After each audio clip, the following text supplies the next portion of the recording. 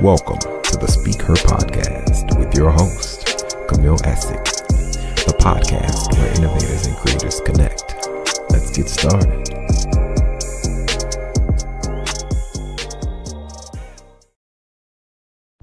The Creative Connect is a 24-hour virtual assistant. Go to CamilleEssick.com and be sure to shop the collection with stock elements and so much more. Be sure to hit that notification bell and subscribe. Now back to the SpeakHer Podcast.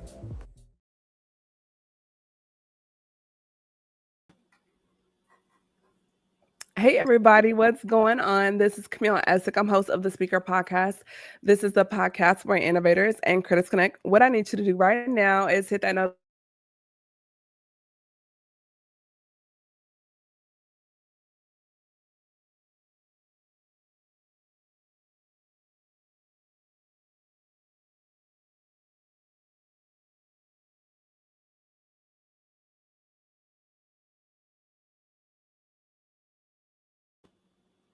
So he is actually just like Olive Garden. When he's here, he's family. And I'm so excited to have my brother and friend back. He's such an awesome person, just an awesome human all around.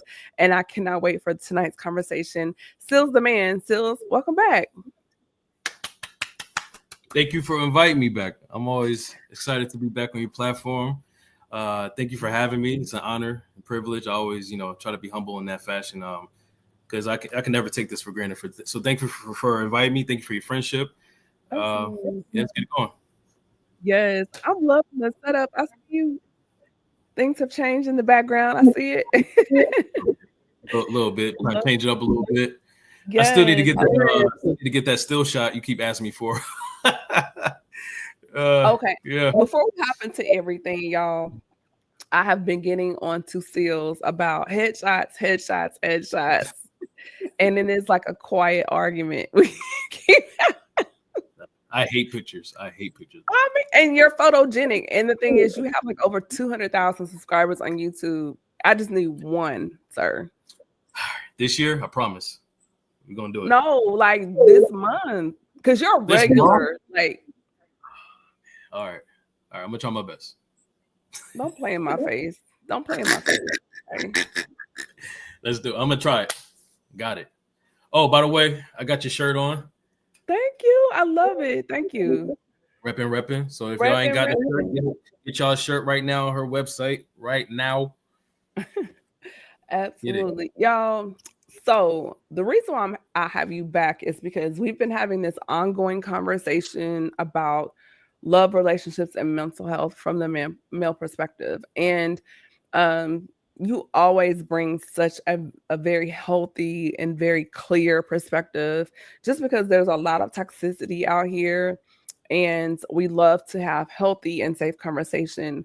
And we've had some conversation offline, and I thought, man, like this would be really good to bring this online to the viewers and listeners, just to kind of see what they think and just, foster and generate some conversation. So one of the things I want to get into is, first of all, your premise with your podcast and what you do on social media. You have started this platform. It started out for your nieces, right? And it's really pretty much like a video diary, so they can know what a good man sounds like and how he thinks. Yeah. So in that, can you kind of unpack, as we get into this conversation, Sealz, like how you treat her, the woman of your life, your girlfriend or your wife, how that points to your relationship with God? Or should women take a note of how she's being treated in his alignment with God? How does that play out?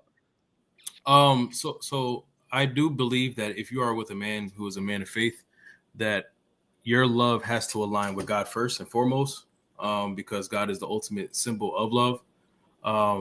And if you are with a man who is God-fearing, that love has to start there first.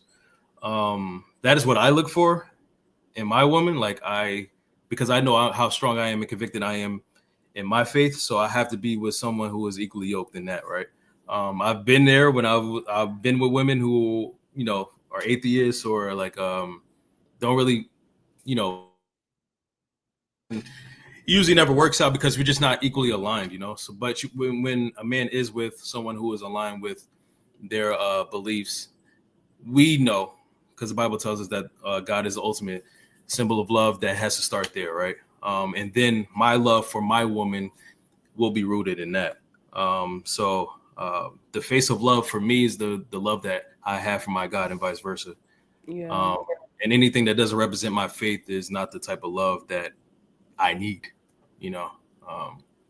So yeah, it starts off with that. Isn't that also like a check and balance? Because if you're not treating her properly, if you're aligned with God and submitted to God the way you shouldn't there be some type of conviction or not a tit for tat, but just to say, yes, you're in a relationship, but that's still my daughter. Mm-hmm. Yeah, And because a level of accountability, right? Right. Because you don't want nobody mess with your daughter, you know? I always say, like, I hate to hear like dudes call other women B words and all types of derogatory mess, because when someone says those same things to their daughter, now it's a problem. Like, oh, you call my daughter a what? But you out here doing the same thing to somebody else's daughter. It's very hypocritical. So like you said, if you know this is God's children, God's son, God's daughter, you're going to treat them as such. You're going to respect your woman because you respect God. And even if you don't have any type of faith, like I just want to speak generally, even if you're not part of any type of faith or believe in anything, like respect should be the basics, the foundation to how you treat people in life in general, right? You can't expect love and not have respect, right? Those two are intertwined with each other. I can never believe a relationship that a man is abusing a woman but claims he loves her. That's just it. That makes no sense. And people will try to on that. Yeah, people will try to give excuses on that, like, oh, I beat her because I love her. Like, what? You know what I mean? So people got things confused, but love is God and love is also respect. So that is the basis of how a man should treat his woman. So I guess kind of digging into the faith side of relationship, from your perspective, what should men do or be looking at within themselves regarding their personal relationship before they even think about bringing someone into an equation? Like if you're not where you should be at that point, and like if you know you're spiritually struggling, that's not really the best time to even think about a person? Like why would you bring someone into that situation when you're not maybe on solid ground yourself? Yeah, that's a good point. That happens a lot. I feel like people do that, specifically men do that for selfish reasons. Especially men who've been in relationships all their lives or been in a lot of relationships. When they're not in a relationship, it feels like they have a void in their life, right? They feel like there's a void to fill, right? So they'll just jump on anything. They'll jump on anything hot, anything that wants them back. That woman doesn't even have to love them. As long as they like them enough, they'll take it because they're used to a certain type of lifestyle. I believe that a man should build on himself before he builds on something else, because it's hard to be able to be a provider if you can't even provide for yourself. You got to be in the right mental space, a mental capacity, a spiritual stance where you're able to defend yourself before you're able to defend another woman, right? There's a spiritual warfare out there. There's a physical warfare out there. If you're not able to protect your love, then what are you doing? Why did you introduce someone else into your life if you're not able to be a complete or be able to complete your manly obligations and responsibilities? You know, if you don't have that capability, then you shouldn't have that, you know, attached to yourself, you know? So I believe in that. Men should be able to learn to love themselves, you know what I mean? Learn to take care of themselves, provide for themselves before they're able to provide for anybody else or love somebody else. Yeah. And then like you touched on a word, you were like love, but then I started thinking like you can love someone but then not like them, and how important friendship is in the relationship. Like, because I know whenever my person shows up outside of love, like I want to like them as a person. Like you like what they represent, you know, you like how they show up, and be friends. Because I see so many people out here, they're like, oh, I love them. For example, I'm not going to say their name. A couple of people I know from college, they're both guys, both married with families. And they have admitted out loud, like they're like, oh, I love, my kids or whatever, but they don't like their wives as people. And I detracted, from that conversation because number one, I'm not married, but I've heard many people say that when they're like, oh, I love my spouse, but I don't like them. And I'm like, that's scary because to me, I feel like that opens the door for other things to creep into the relationship. Yeah. And liking me as a person and vice versa, I think is paramount. Yeah. And that's why I feel like your love has to be solid. And then on the days it's not solid, that you're able to and willing to work on it. Because love is not, relationships are not perfect. Sometimes you're going to have bad days. Sometimes you're going to have terrible days, right? But the only thing that's keeping you with your partner is love. And I do hear of situations like that, relationships like that, where they don't like each other. I've seen it myself. Yeah, I've seen it myself in my own time, my own life, in my own family, where they're only together for the kids, but or together to keep the family together, but they love each other, but they don't like to be around each other. They don't like to talk to each other. They don't sleep in the same bed with each other. You know what I mean? So it is scary, but it's also a thing where you have to answer, why are y'all together? What is the reason y'all together? What is the definition of your love? And they both need to answer that question together and figure that out, because sometimes I feel like people have different definitions of what love is. And that's why I feel like communication is so important. Sometimes love to someone is what you could do for them. You know what I mean? While somebody else may say love is how someone makes me feel. So it's like, do y'all definitions of love intertwine with each other, and can it align with each other, and can it work together? Yeah. And is your definition of love skewed? You know what I mean?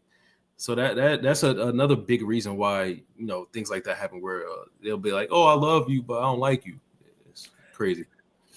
So then that crosses the line into being compatible versus just chemistry, because you said before, you kind of touched on what people do for each other, and that could be a plethora of things, but then not like the person. And I guess within our culture and through social media, people are stuck on, well, they give me butterflies. Butterflies will go away, and you have to do life with this person. Yeah. And I guess, and maybe, you can unpack this too, but when I think about being compatible, I think about how you handle adversity. How do you handle moments when you're feeling discouraged? Do you have words of wisdom? Do you have anger management issues? When you get upset, are you punching walls? Or do you go off and leave for 2 days and nobody can hear? Like, how are you handling life?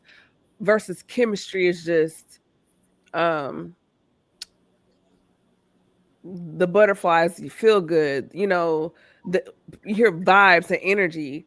That can change on a dime depending on what's happening in life. But when you look at what's being compatible, like, can we actually navigate life, like the moments of life together?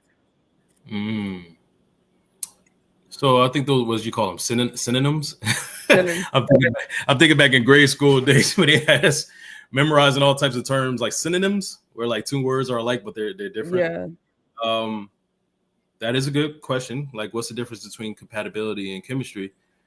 I do feel like, based on my life experiences, that compatibility is usually the first thing you notice in a person, because you can view compatibility as a visual. Like, you can view compatibility as a external factor, while chemistry is more internal. Chemistry has to be earned, because you have to get to know somebody in order to know if you have chemistry with someone. But you can know, because I've been around people that we had chemistry, but then we weren't compatible, like doing life, But no, that's the thing. Well, that proves my point, though, right? Because you had to find out through your whatever relationship you had with them, that your chemistry wasn't aligned with their compatibility, right? Like, I can look at someone, right, and say, oh man, they got a similar style to me. Their style is compatible to mine, right? But that's compatibility. I don't know who they are. Chemistry is I know that person. We vibe well.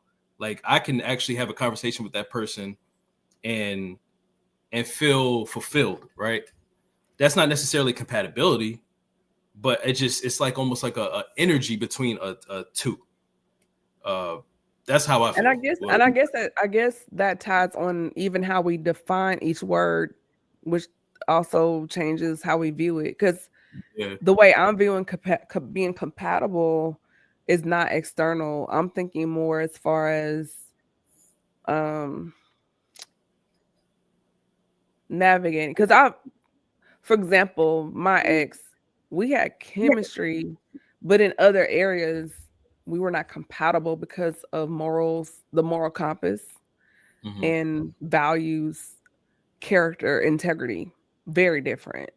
Yeah. So, and I guess for us, you and I guess in the conversation it's flipped, because when I hear some people say they're compatible, I guess within this scope of this generation, they're thinking about how we look together in public and social media, and we have, same level of education, those things on paper.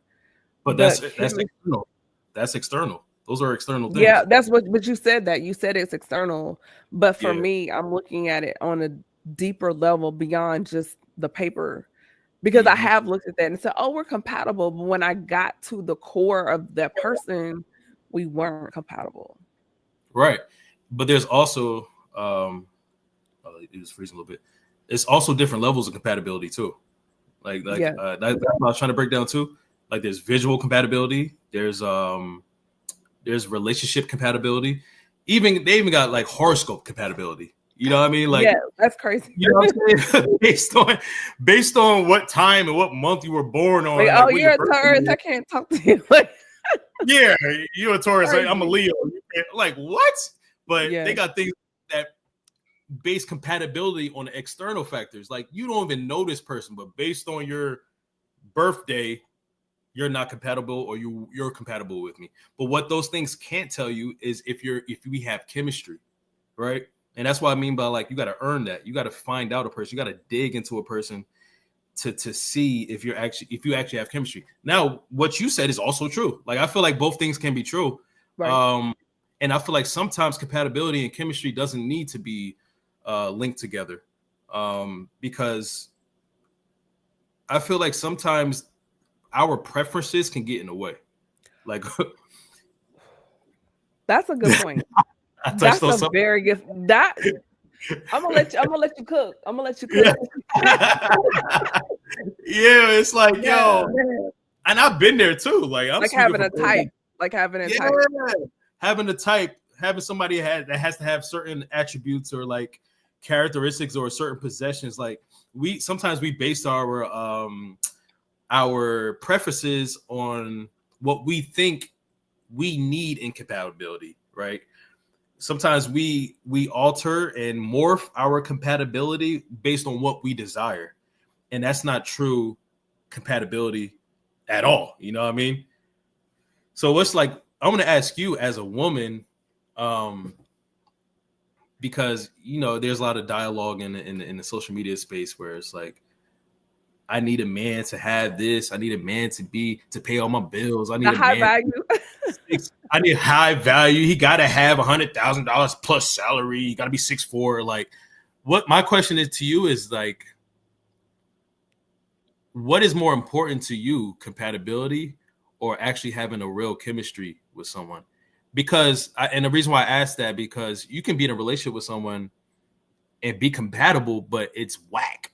It's mad boring. It's not what you like desire.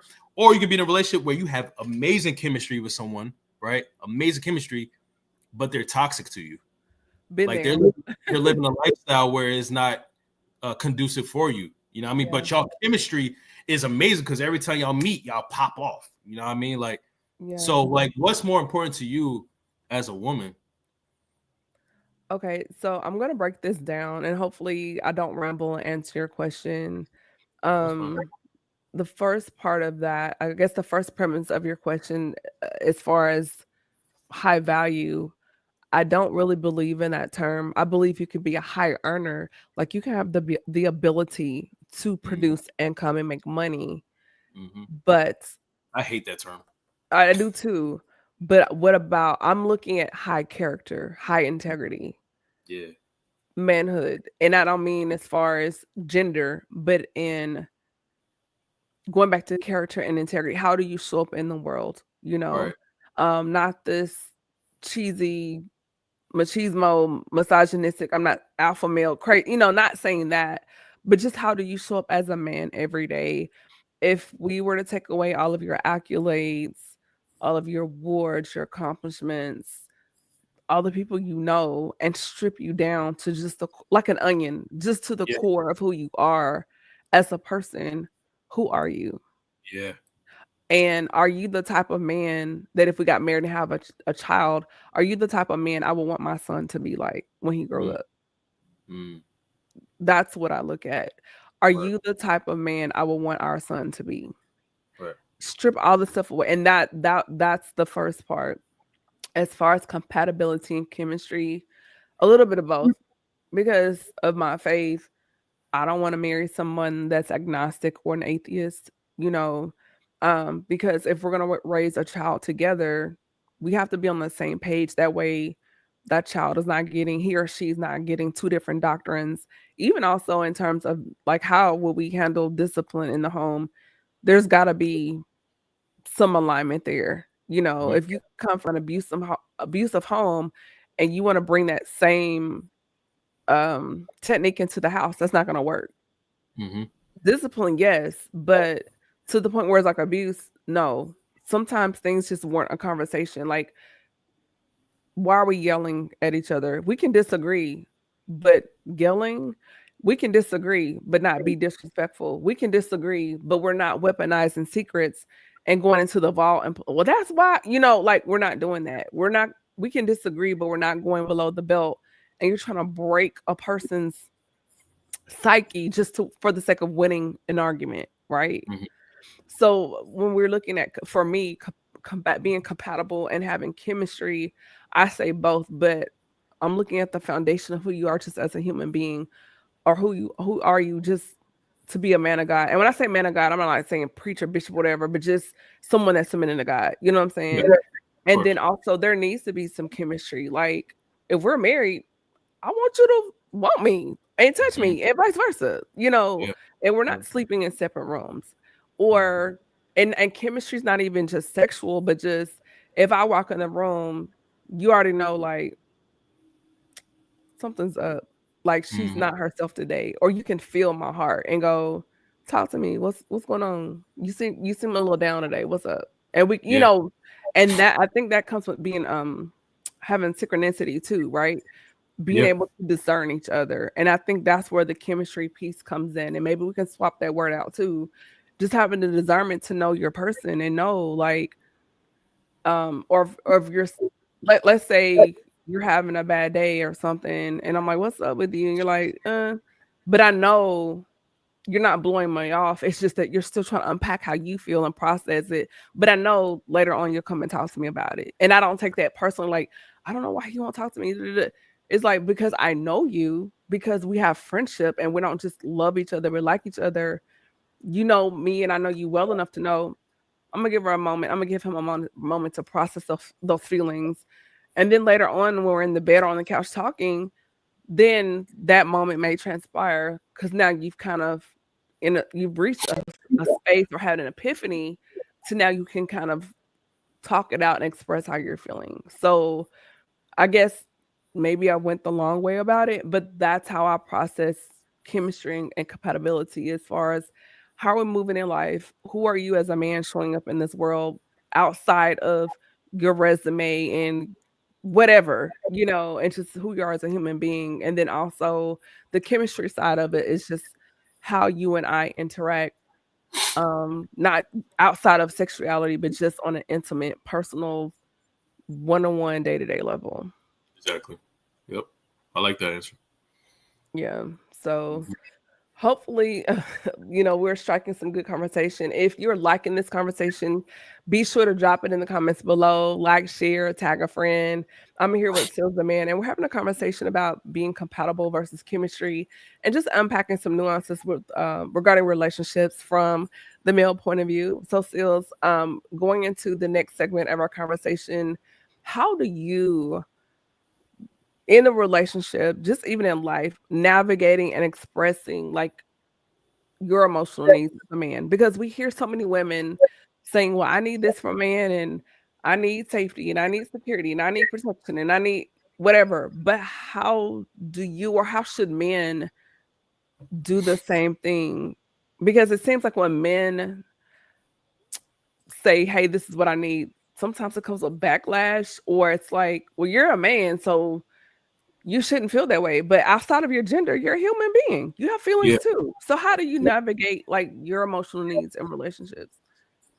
I feel like this kind of goes back to chemistry and compatibility. You got to be with someone who you're compatible and have that chemistry with, a healthy mix of the two. You got to be with someone who has that you have that type of relationship to be honest with and have like healthy dialogue with and conversation with. I feel like men feel like that, like rejected and alone, even when even in a relationship, if they don't have that chemistry or that compatibility with that woman. There's a lot of empty relationships out there, even marriages out there, where it's like we're only together for a certain reason, but that man is suffering on the inside because he knows he can't have a real conversation with his woman because she's a certain way or has a certain personality or is, very like that, like how you were speaking on, like, oh, you're a man, you should, this is what you should do. That type of energy. He loves her, but he knows he can't have real conversations with her because of the way she is, right? I feel like as a man, the best and like lightest feeling, like a heaven on earth feeling, is when you're with a woman who you can be yourself. You're 100% thorough like take self. the mask down. Yeah, like you don't even have to have a mask on. Like like she rocks with you no matter what. Not saying that I as a man I'm gonna be perfect, but I'm gonna be perfectly me. Like I don't have to be anything else but me. All right, Sealz, right? I was in a relationship where I felt like I had to be half of myself because I didn't want to make her get mad or make her get agitated. Wow. And I couldn't have like certain conversations with her because I knew it would start an argument, or it would feel like it would be an argument. But the best feeling is to be with someone who you could be 100% with. And that is how a man is able to vent. That is how he's able to have a safe space in a woman because she allows it, right? She gives permission to be himself. Mm-hmm. You got to be with someone like that. Because if you're not, it's the opposite effect where you feel like you're in a relationship and that relationship is like a prison. So you dropped a few gems and I want to kind of dig those out. One of the things you touched on, you talked about men feeling lonely, like the loneliness. And I've never heard a man say that out loud before. And so I wonder, when a man is in a relationship and he feels emotionally lonely or spiritually lonely or psychologically lonely in that space, like the door that's cracked open and what vices can come in, or what is he doing to compensate for that emotional isolation? If it's working more hours or spending more time at the gym or going to video game, playing Call of Duty, or like or even another person, because like the work wife, like you hear all these things. And so I've never heard that said out loud before. So it makes me think, like, if he, like, I don't want to cheat on her, so what is he doing to compensate for the loneliness? There's no one fit all answer. Like it could be literally anything, it could be like the things you said, video games or finding some kind of distraction or drinking even. That man could go, he could drown in his vices, You know what I mean? He'll find anything to distract him for the fact that he feels alone. And the worst type of alone is when you're alone with someone else. Like that's dangerous, kind of like, right, in a relationship. It's an oxymoron, but it's a dangerous one because it's like, man, what am I doing? The point of me being in a relationship is to not feel alone. But there are people out there who feel more alone in their relationship than a person who's actually single. Because you could be single and be ultimate, like you could be free. You could be single and feel like you have no burdens, no chains on you. But you could also be in a relationship where you feel like you're alone, where you feel like you're in a prison, you know? So the answer to that, it could be anything, which makes it super dangerous, you know, depending on what the person is fighting or what they're struggling with, or it could be vices, it could be drugs, it could be anything based on who that person is and what their desires are. It's dangerous. And then you were touching on your personal experience. So then I guess in that, when you're on those emotional eggshells, goes back to the friendship. Like, we should be able to talk about, even if it's an ugly conversation or a hard conversation, but curating an environment, though, even though the conversation may be hard or difficult, whatever, that we can have the conversation and I still feel the way I feel about you. It's just exploring that other emotional side of each other. And sometimes it's okay to not, because you're not going to agree on everything, and that's fine. And I think with social media, it's like everything has to be matched, like match, perfect. And it's like, it's not like that. I start getting nervous if I don't get an argument or some kind of like disagreement with my woman, because like it's like, this seems too good to be true. Like, you have to not agree. Like, I'm not saying there must be conflict, but you're two individuals coming together. Yeah. And so you're gonna have difference of opinions. And if you don't agree on certain things, that's gonna mean throw away the relationship. Like, I like the Warriors, you like the Lakers.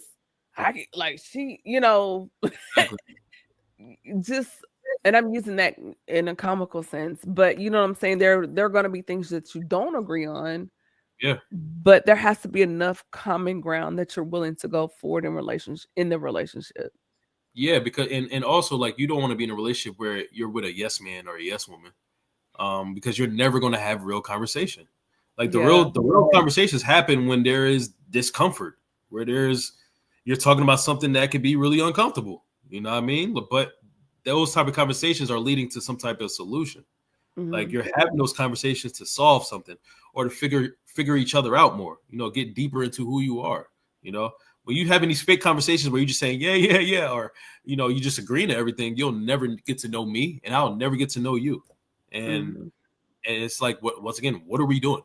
You know? Yeah. So, and this might be just a silly example, but I think about my grandparents. Before my grandmother died, they were married for 53 years, right?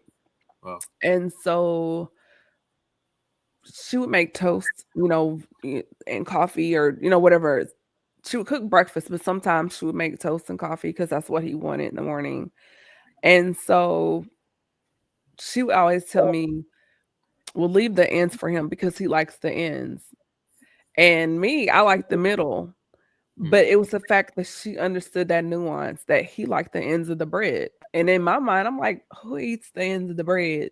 You know, but that small thing that may have been a disagreement early on, she figured out, well, instead of fussing about the bread and which part, let him have the end. Yeah. And I say that in a bigger picture, like, if you're having a disagreement, it's something minute, let them have it. Like, do you want to be right or do you want to be married? Right. And so I wondered, like, navigating those spaces. And we think about, you know, you touched on growing, and you kind of hit on it, but just, we think about social media and highlight reels, and the people out here in this society feel like they need to be entertained all the time. And this high of love, we call the honeymoon phase, that's going to wear off. But what about actually, you touched on it, growing into the relationship and finding your rhythm, and then also, Sealz, it's not about being complacent, but at a point in a relationship where you find your rhythm with each other and you're in a good space. Now, of course, life is going to hit, but overall, you're growing together. You have a rhythm, chemistry, and moving in those places. So, what do you think about when you come out of that honeymoon phase and you're really getting into the roots of the relationship and that mask begins to drop? And you're going to see some things. You might be like, oh, whoa, wait a minute. But you have to remember, if you're mature, you knew this was going to happen. Like, you know, the mask is going to come down. Hopefully they're not wearing a mask and they're showing up as their authentic self anyway. But you're going to start to see those little things, those little quirks about the person. So how do you navigate those spaces where you're beyond the honeymoon phase and now you're getting into the roots of the relationship? Yeah, I was about to say the same thing. Hopefully you're in a situation where you're not with someone who's like, dependent on a mask. Surprise, surprise. Now you're like, whoa, who are you? You know what I mean? Right, the representative.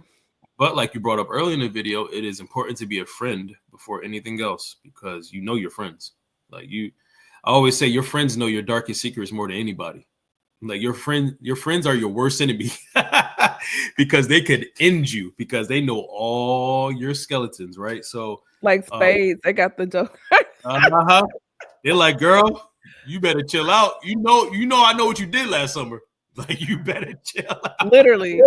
I know you scamming and still, like, you know what I mean? So, like, your friends know you. So, but staying on track of friends, you know your friends, right? So, when you are a friend with your lover, it's like, you don't have to worry about that mask situation, because you know your lover, because y'all was friends first.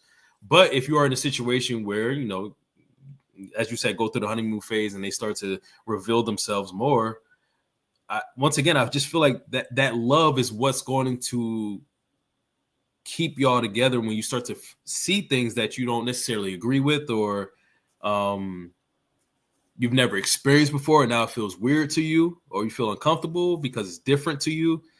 That love is going to be that foundation for y'all to make things work, right? If it's a healthy love, that love is going to remind you, like, hey, I'm going to stick through this because I know her heart. She knows mine.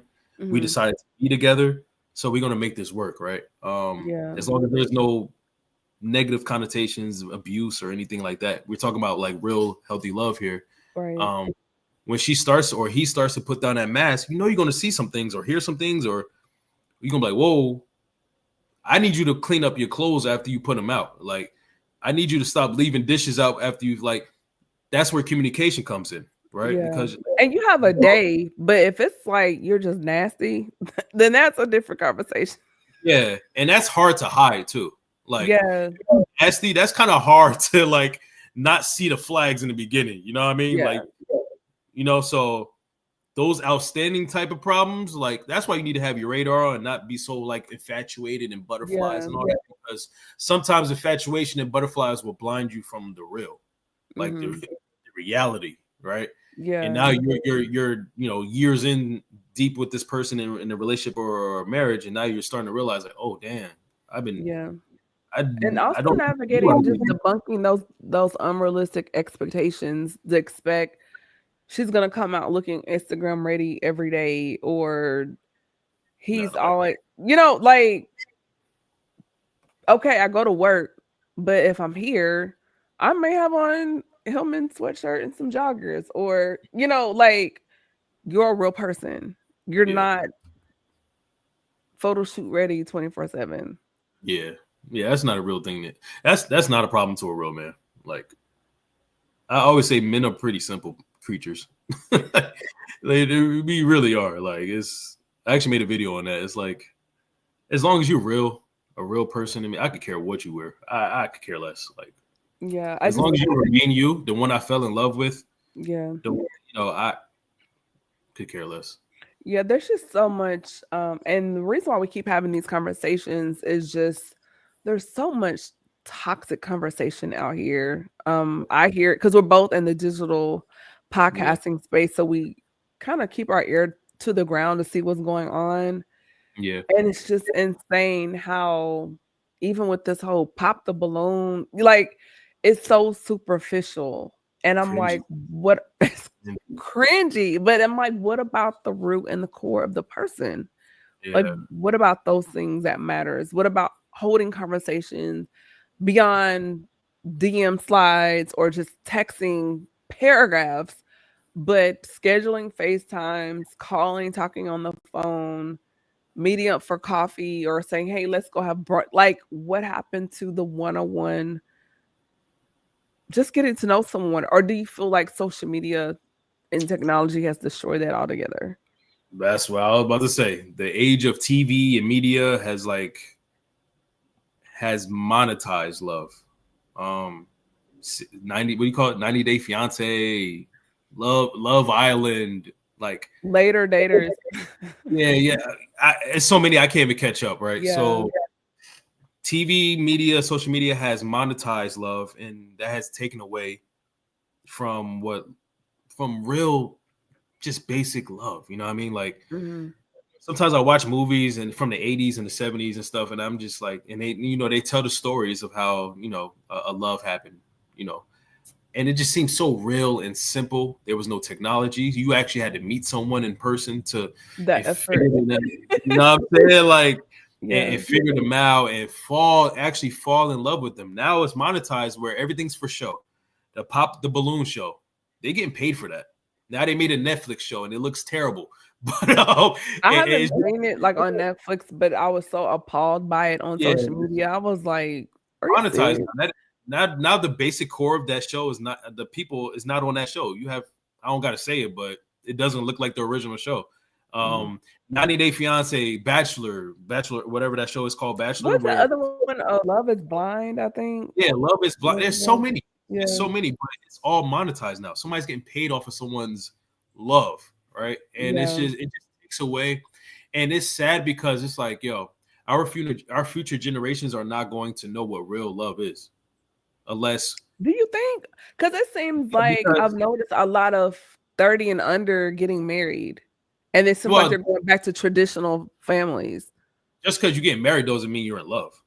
Like, that's another thing. Some people getting married for the photos, for the likes, for what it looks like, for them to be able to tell other girls.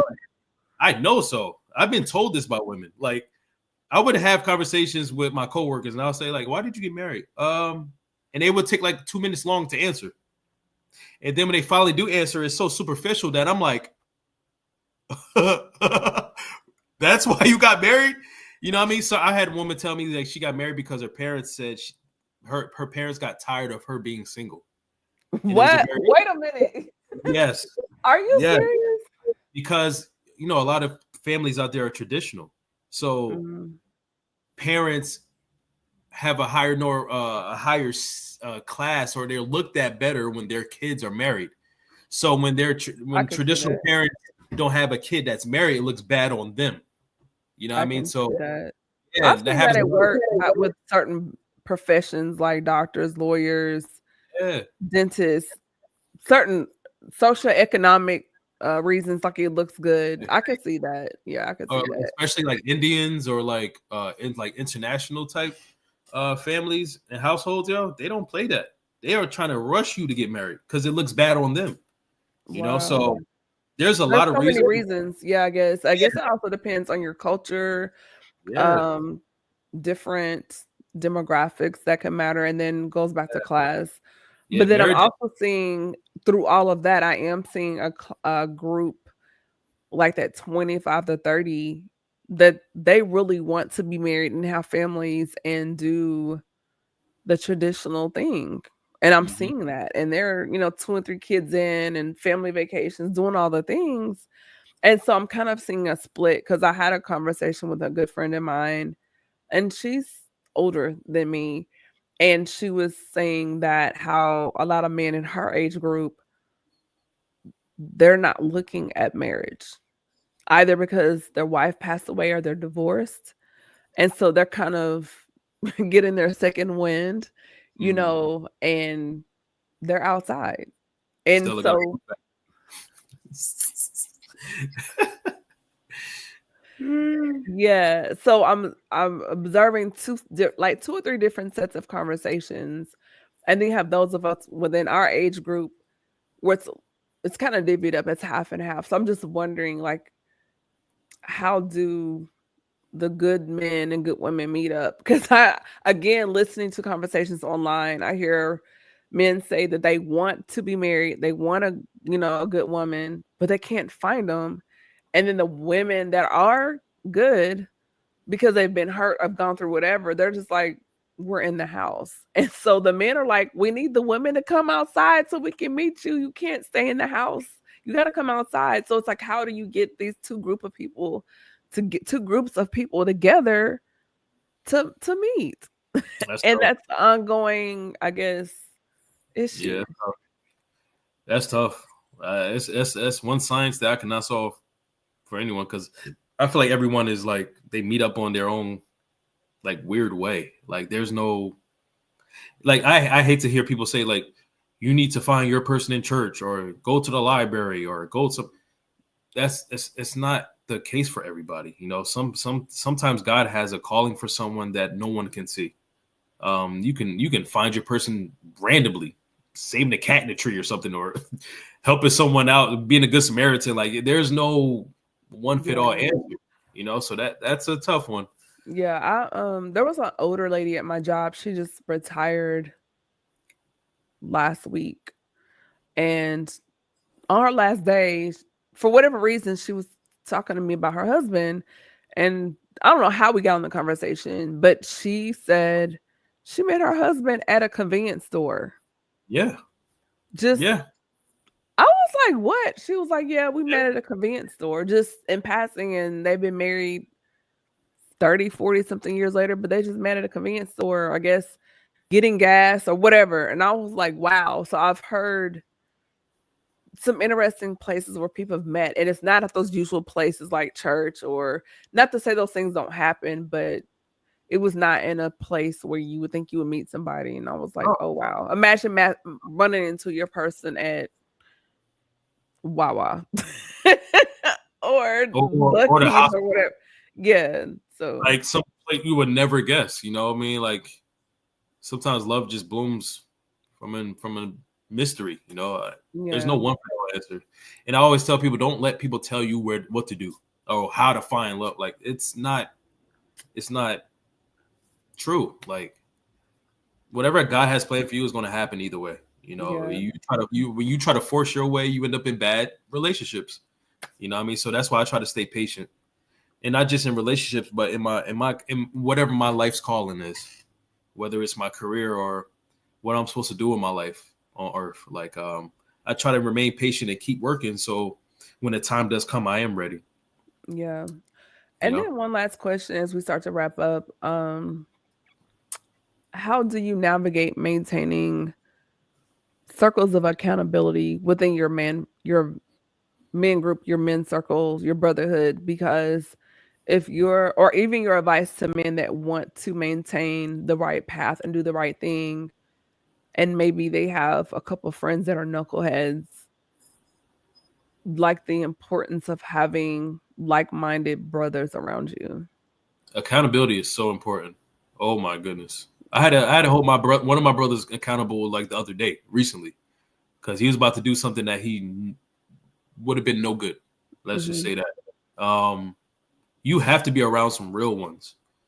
Like I always say, if you're not around a friend that can tell you when your breath stink, if you are not around a friend that can tell you like, bro, you need to like level up, like you need to stop doing what you're doing, those are not real friends. A real friend is not a person who's going to say yes, yes, yes, yes to you all day, every day. A real friend is not a person who's going to just be around on the good days when you get paid or when y'all trying to turn up. Those are not friends. Those are associates. Mm-hmm. A real friend is a brother or a sister. And my theory on my mindset on what a friend is that if I'm able to call you my brother or my sister, you are my friend. If I'm not able to call you my brother or my sister, you're my associate. Because my friends turn into family. That's just how I look at friends.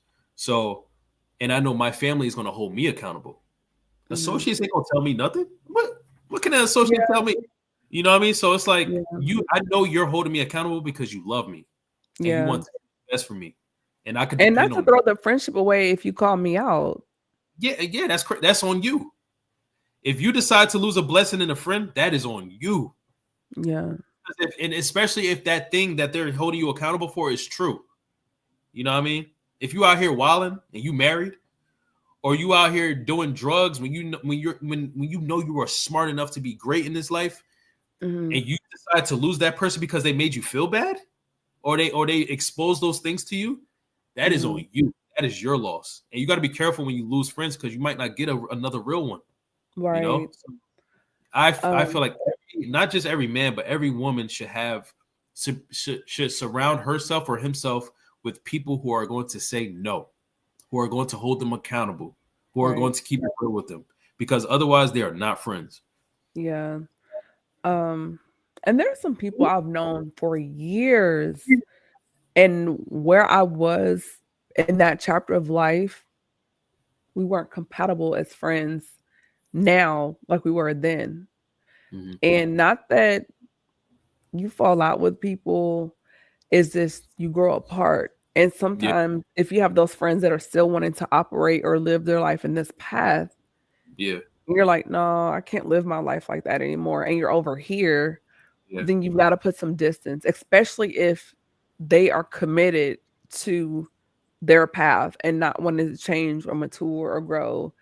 Yeah. And not that they're just terrible people, but if it's not aligned with your purpose or your call in your life or your assignment, it's like you may not be bad, but you're not good for my purpose.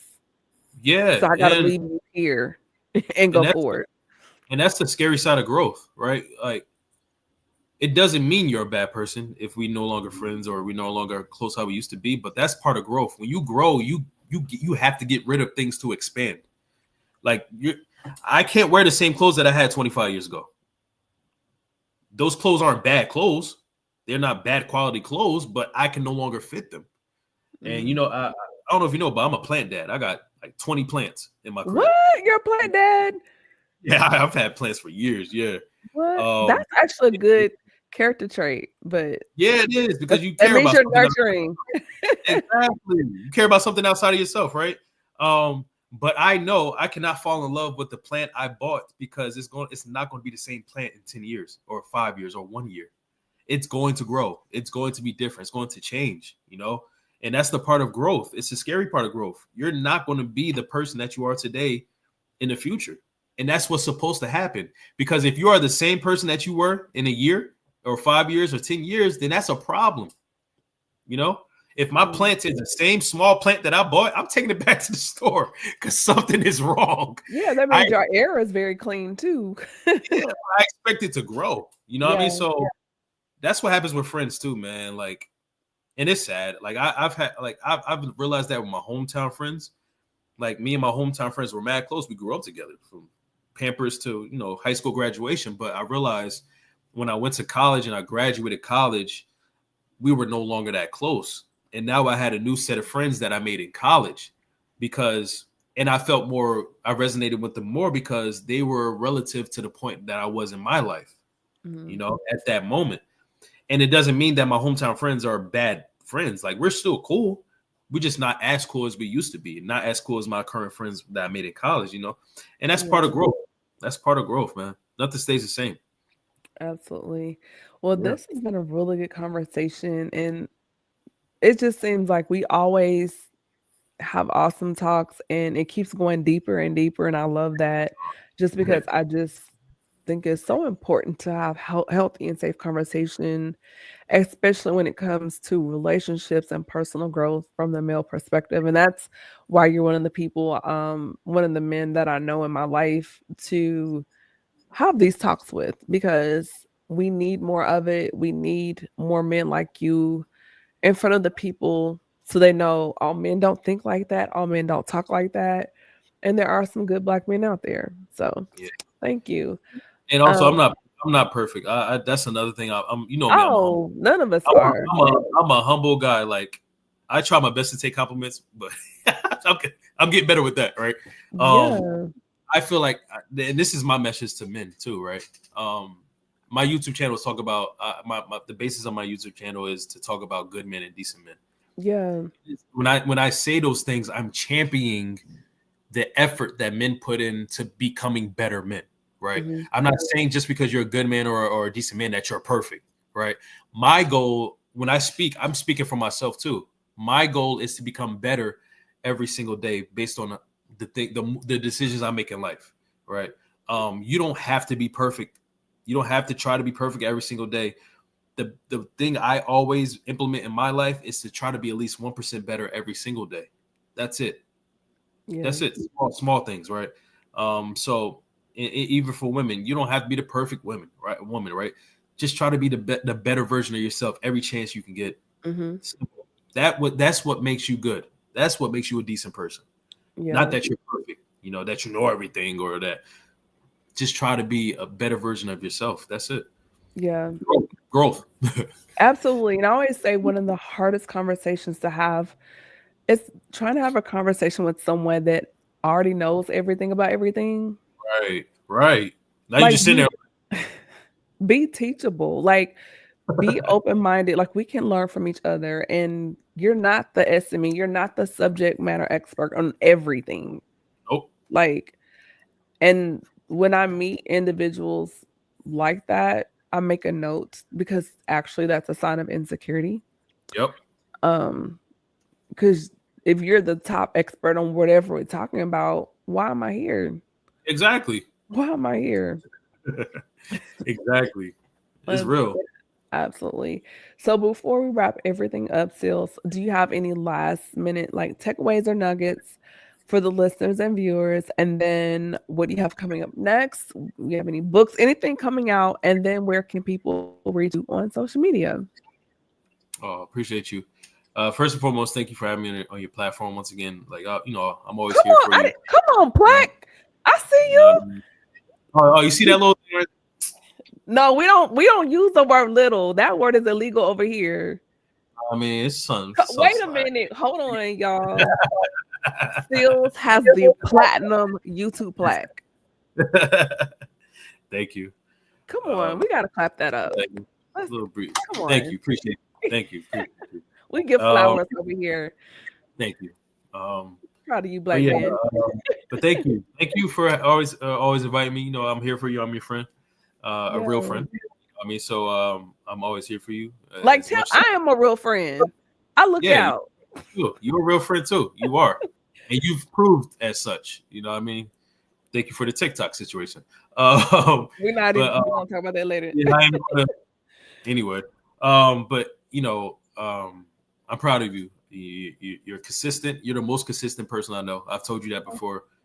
You do not play around with this industry. Like you inspire me to keep going. And on the days I don't feel like making content or just being out there, and I'm proud of you.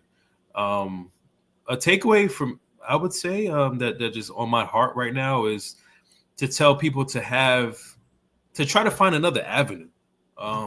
Try to find other avenues of your normal reality, right?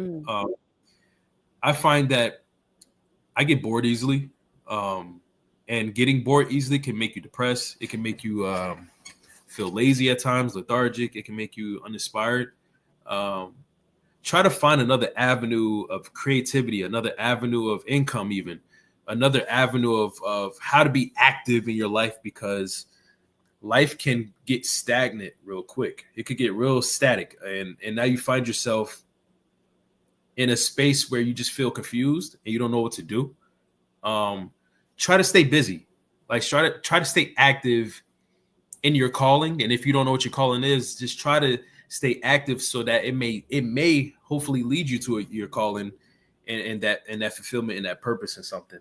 I find that people get depressed when they feel like they don't have anything to do, or they get depressed where they feel like they don't have any friends, like real friends, or try to find different avenues. Get outside of your comfort box, right?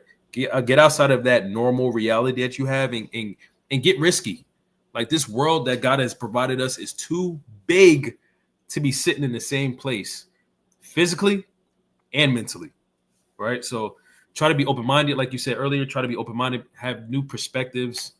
Don't be so closed in. try to find a new avenue in your life, and that will help you. Go to the library. Like, go to the park. Go to the park. Yeah. Go to the city. If you're near a major city, just walk around and talk to people. Yeah. You'll be surprised how many people don't actually talk to other people outside of their family. You know, you ever watch those videos on YouTube where people just go around interviewing people and they don't know how to react at first? They're like, whoa, get it back up. Like, they get defensive because they ain't used to that. They don't talk to nobody, you know, but then when they start to open them up, now they just start talking. You know what I mean? So, yeah, try to find something new in your life. Yeah. Don't be scared. It's like people, they're more transparent with strangers than people that they know. They'll tell a total stranger all their business, but then people you've known your whole life and they don't know a tenth of who you are as a person. Exactly. Because there's no bias. There's no like attachment. Sometimes there's financial attachment. You know, now you act in a different way because you owe somebody in your family something. Like with strangers, you're with a blank canvas. So no dog in the fight. Yeah, no dog in the fight. I'm gonna tell you everything because I might not ever see you again. You know, so yeah. For sure. Great. And then do you have like any new episodes dropping, books, product merch, other ventures? Like what's going on in your world? So I am working on something. I am working on a new channel. It's gonna be more about personal development and self-care, self-healing, spiritual enhancement. Like I want to get outside of the just relationship with people portion of life and start talking about the relationship that we have with ourselves. So I'm gonna start. I'm creating another channel on that soon. Working on it, and I'll let you know. You know when I get popping. Really cool. Yeah. Congrats in advance. Thank you. Absolutely. Well, everybody, we have wrapped up the month of May. I cannot believe May is gone. We're about to slide into June, my birthday month. Hey, and this 21. 21 coming up. We'll talk about that after the show. Yes, we'll talk about that after this. And then we're going to, I'm brown and I'm blushing. Y'all, and we're going into Memorial Day weekend. So y'all be safe. Be sure to connect with me online. Be sure to hit the like button. If you have not done so, subscribe. Also, I want to thank all of my subscribers. I'm officially 321 downloads away from hitting my first 10,000 download across streaming platforms. And I checked on my dashboard a couple days ago. The SpeakHer Podcast is literally, we're streaming everywhere. We are now in 991 cities and 51 countries, streaming globally. So I'm very excited about that. First of all, shout out to Germany. I don't know who is in Germany listening to the SpeakHer Podcast, but I was looking at the numbers. They're running it up. Right. And behind the US, my next section of listeners, viewers, subscribers are in Germany. So I want to shout out Germany. Wow. Thank you. I don't know any German, so I'm just going to say it in English. Thank you, Germany. Whoever's over there. We appreciate you. Yeah. So with that being said, be sure to connect with me online. I'm on various platforms such as iHeartRadio, Spotify, and Pandora. Be sure to hit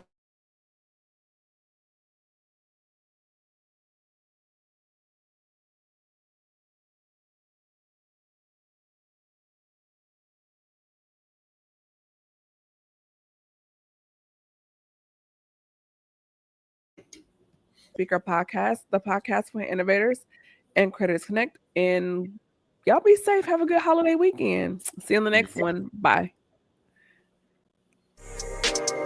Thank you for tuning in to another episode of the SpeakHer Podcast. Be sure to follow Camille on Instagram at camille.essick, Facebook at the SpeakHer Podcast, or www